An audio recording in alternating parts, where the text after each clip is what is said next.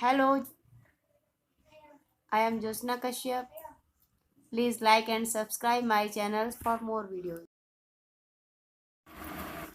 Good morning students. आज मैं आपको सार्वजनिक ऋण के प्रभाव बताने जा रही हूँ। ठीक है, मतलब इफेक्ट ऑफ पब्लिक डेबिट्स। ठीक है, अब देखिए, आप किसी देश का सार्वजनिक ऋण उस देश की अर्थव्यवस्था को अनेक प्रकार से प्रभावित करता है। ठीक है, इफेक्ट क्या करता है, बहुत तरीके से डालता है। सार्वजनिक ऋण अपने में ना तो अच्छा है, इसको हम गुड भी नहीं कह सकते, और ना तो बुरा है, बैड भी नहीं कह सकते। ठीक है, सार्वजनिक ऋण के संबंध में एक महत्वपूर्ण बात यह है कि इसमें सार्वजनिक आय और व्यय, मतलब हमारी इनकम और जो भी हम खर्च करें, एक्सपेंडिचर, ठीक है, दोनों ही सम्मिश्रण रहता है, मतलब दोनों मिक्स रहते हैं। इसलिए सार्वजनिक ऋण देश की आर्थिक व्यवस्था को दो प्रकार से प्रभावित करता है। ठीक है, कैसे? ऋण लेते समय और ऋण का उपयोग करते समय। ठीक है, एक तो तब प्रभावित करेगा जब हम ऋण लेंगे, ऋण का मतलब क्या होता है, उधार लेना, और ऋण का उपयोग जब करेंगे तब प्रभावित करेगा। सरकार जब ऋण प्राप्त करती है तब उसका प्रभाव प्रायः करारोपण जैसा होता है। ठीक है, मतलब जैसे टैक्स लगाते हैं वैसा ही प्रभाव होता है। और फिर जब ऋण से प्राप्त राशि का व्यय करती है तब उसका प्रभाव सार्वजनिक व्यय के समान होता है, मतलब जो भी हम सार्वजनिक व्यय करते हैं उसी तरीके से होता है सार्वजनिक ऋण का प्रभाव, कोई अलग से इसका प्रभाव नहीं होता है। ठीक है, सार्वजनिक ऋण के प्रभाव का अध्ययन मोटे तौर पर हम दो शीर्षकों के, मतलब दो तरीके से हम इसका अध्ययन कर सकते हैं। ठीक है, आंतरिक ऋण के प्रभाव और बाह्य ऋण के प्रभाव। कहने का मतलब है कि आंतरिक ऋण, अपने देश के अंदर लेने वाले ऋण से हमारे देश पर क्या प्रभाव पड़ रहा है, या फिर बाहर, देश के बाहर अंतर्राष्ट्रीय संस्था, अंतर्राष्ट्रीय पर्सन, किसी से भी हम ले सकते हैं, बैंक्स, ठीक है, उनसे क्या प्रभाव पड़ रहा है। ठीक है, effect of internal debit, effect of external debit. ठीक है, तो आंतरिक इंटरनल डेबिट्स के प्रभाव देख लीजिए क्या है। नंबर एक किस पर है, उपभोग पर प्रभाव। ठीक है, फिर उत्पादन पर प्रभाव। नंबर तीन वितरण पर प्रभाव। नंबर चार मुद्रा स्फीति व विस्फीति पर प्रभाव। ठीक है, देखो इसको समझ लेंगे हम, पहले वाले को। सबसे पहले हम पढ़ेंगे उपभोग पर प्रभाव। ठीक है, कंजम्पशन पर प्रभाव। ठीक है, इफेक्ट। तो इसको दो, मैंने आपको फर्स्ट शुरू में बताया कि दो प्रकार के प्रभाव, मतलब ये दो प्रकार से संबंधित है, गुड और बैड, तो हम दोनों तरीके से लेके चलेंगे। ठीक है, सबसे पहले हम पढ़ेंगे गुड इफेक्ट, यानी अच्छा प्रभाव। अब पहले अच्छा प्रभाव देख लेते हैं। सार्वजनिक ऋण के फलस्वरूप उपभोग में वृद्धि हो जाती है, मतलब हम ज़्यादा उपभोग करने लगते हैं। ठीक है, हो सकती है ऐसा तब होता है जब लोग अपनी बचत में से सार्वजनिक ऋण देते हैं।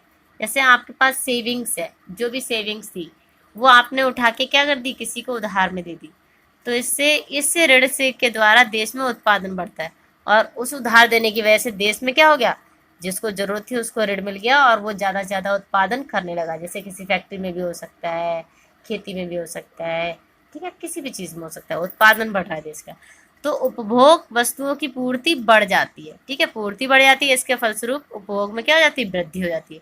तो ये क्या है, सारा का सारा गुड इफेक्ट नजर आ रहा है ना। अब हम देखते हैं बैड इफेक्ट, बुरा प्रभाव। यदि सार्वजनिक ऋण का उपभोग अनुत्पादक कार्यों के लिए किया जाता है, कभी कभी कुछ कार्य अनुत्पादक होते हैं। ठीक है, बहुत सारे अनुत्पादक कार्य मैं आपको बता चुकी हूँ, जैसे कि जिन पे हम नहीं भी प्रयोग करेंगे तब भी, जिन पर नहीं भी व्यय करेंगे तब भी काम चलेगा। ठीक है, कार्यों के लिए किया जाएगा, तो इस ऋण को चुकाने के लिए अधिक कर लगाने पड़ेंगे।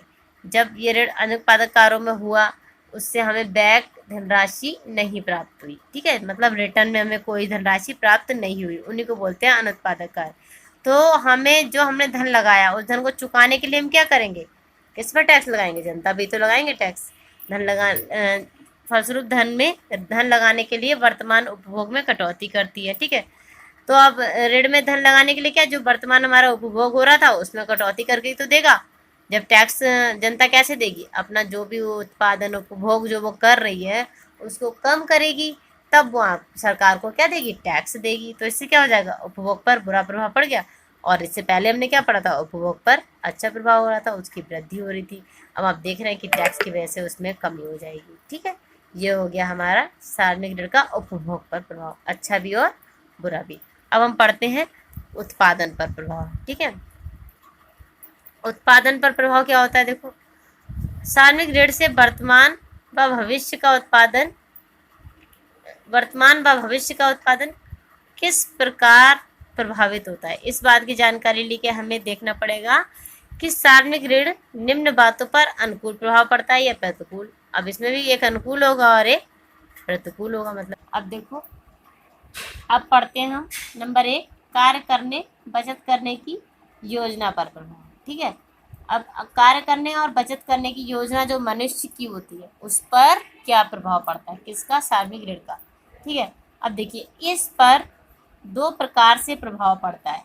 यदि कैसे, यदि एक तो यदि एक क्या होता है, यदि सरकार ऋण से प्राप्त किया हुआ धन ऐसी योजनाओं व कार्यक्रमों पर व्यय करती है जो उत्पादक होती, मतलब जिससे कुछ ना कुछ उत्पादन होता है और जिनसे व्यक्तियों की उत्पादन शक्तियों में क्या होती है, वृद्धि होती है। मतलब जो भी वो उत्पादन पहले करते थे कम, उससे ज़्यादा करने लग जाते हैं।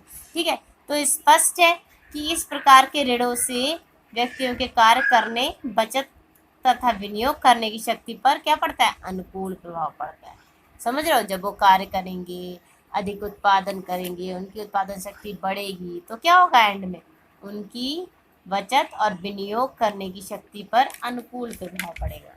ठीक है, यदि इस राशि को ऐसी मदों पर व्यय किया जाता है जिससे निर्धन व्यक्तियों की आय बढ़ती है तो उनकी कार्य करने की शक्ति अधिक हो जाती है।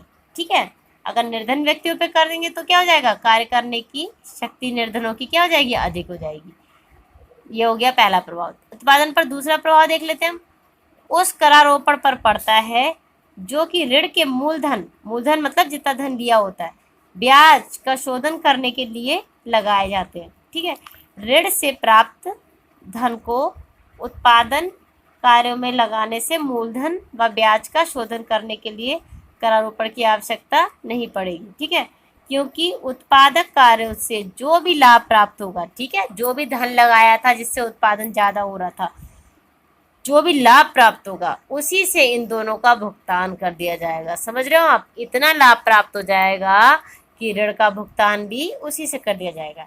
इसके विपरीत यदि ऋणों से प्राप्त राशि को उत्पादक कार्यों में लगाया गया है तो मूलधन व ब्याज के शोधन के लिए कर लगाना पड़ेगा। ठीक है, जिससे व्यक्तियों के कार्य तथा बचत करने की शक्ति पर क्या पड़ेगा, बैड इफेक्ट पड़ेगा।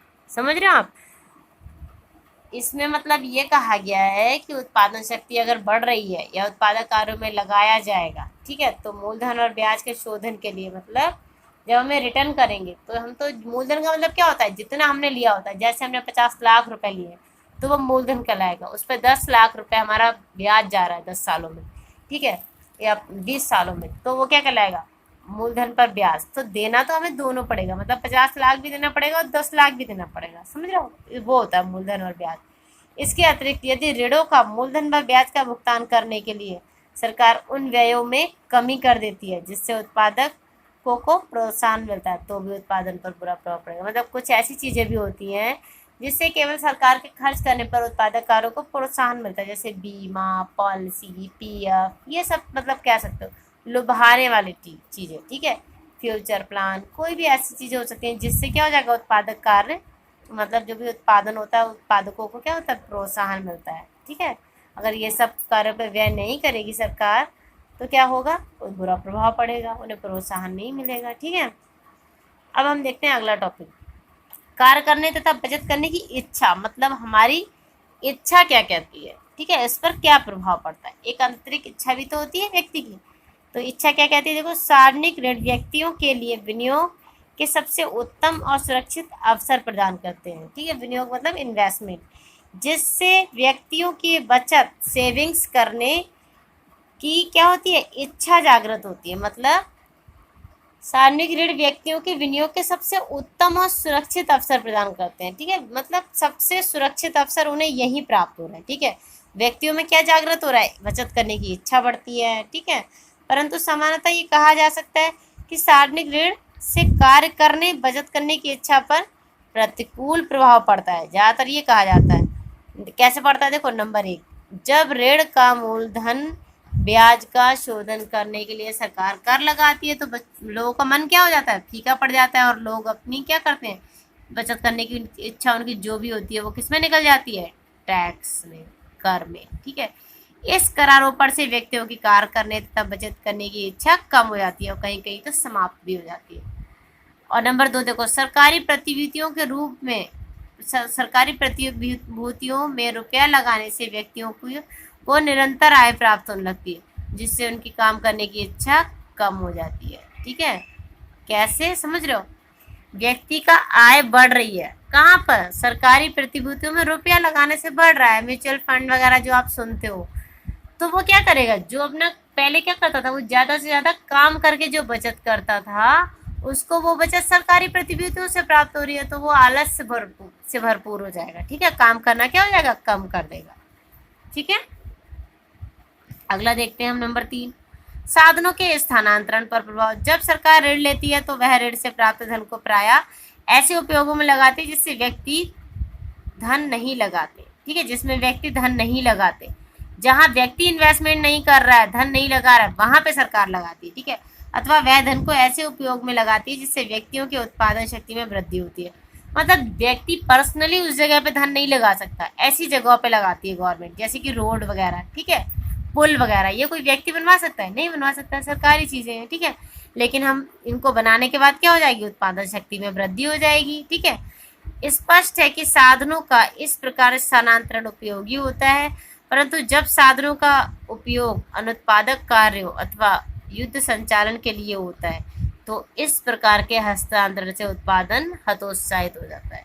ठीक है, मतलब ऋण का उपयोग ऐसी चीजों में होना चाहिए जिससे रिटर्न कुछ प्राप्त हो सरकार को। ठीक है, तब ज्यादा अच्छा रहता है। और साधनों के हस्तांतरण पे प्राप्त मतलब ऐसे साधनों पे हो गया जैसे युद्ध हो गया, अनुत्पादक कार्य मतलब कोई बीमारी या काल, भुखमरी, कुछ भी पड़ रहा है ऐसा। ठीक है, आप कोरोना वायरस समझ सकते हो, तो इससे रिटर्न में क्या प्राप्त हो रहा है, कुछ भी प्राप्त नहीं हो रहा है। ठीक है, अब इसका निष्कर्ष यही निकलता है कि क्या कहते हैं, ज्यादातर सरकार को उत्पादक कार्यों में इसका प्रयोग करना चाहिए जिससे अधिक से अधिक व्यय हो। ठीक है, अधिक से अधिक व्यय हो सरकार का, लेकिन उससे लाभ उसको अधिक से अधिक प्राप्त हो।